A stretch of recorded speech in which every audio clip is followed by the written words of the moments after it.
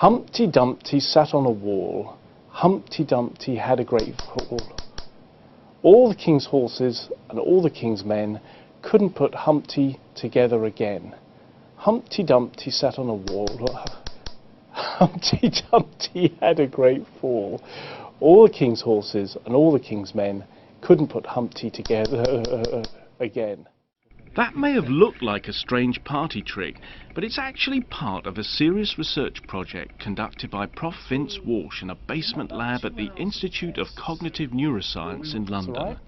He's using electrical and magnetic brain stimulation to understand the most complex known object in the universe and how to treat conditions such as migraine and stroke. Just to show the power of the magnetic fields passing through my scalp, and that this wasn't a trick, this is what it did to our videotape, even though it was positioned a few meters away. Star Trek. Yeah, very left eyebrow twitch. It's hard to see because of the interference, but here I could still sing a nursery rhyme, even when he disabled my language centre, because singing depends on the other side of the brain. Okay. Humpty Dumpty sat on the wall. Humpty Dumpty had a great fall. All the king's horses and all the king's men couldn't put Humpty together again. I felt a bit apprehensive during this intriguing demonstration, but Professor Walsh thinks nothing of tinkering with his own brain for the sake of science. Jack and Jill went up the hook. Yeah, that's great. As researchers from around the world are about to gather to discuss the latest results, he told me about the remarkable potential of brain stimulation.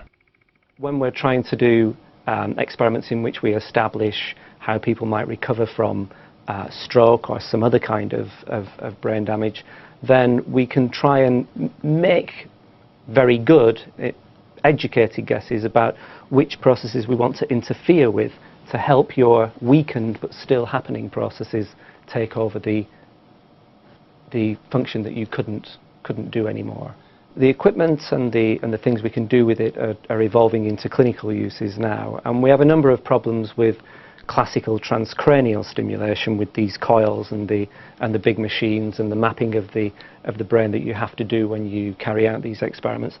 What we're trying to think of are ways of getting brain stimulation into the clinic and into the home as well. So with a migraine, someone feels it coming on, they put these electrodes on the head, and with a bit of luck they can stop the attack before it really develops. So some migraines are caused by having too much activity in the visual brain area, and some are by having too little activity, and we hope that this can balance out, reverse that relative inactivity in the brain.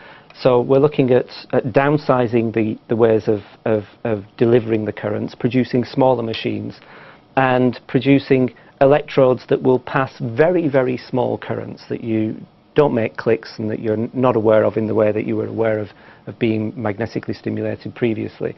And these will change the excitability of the brain for longer periods of time. The problem with magnetic stimulation is its effects are pretty immediate. You said for a few milliseconds, but then you passed on to the rest of the nursery rhyme. You were fine. With this, we can change the way that the brain is able to be sensitive to tasks for tens of minutes, up to 90 minutes afterwards. And we think that might be much more valuable in a clinical setting.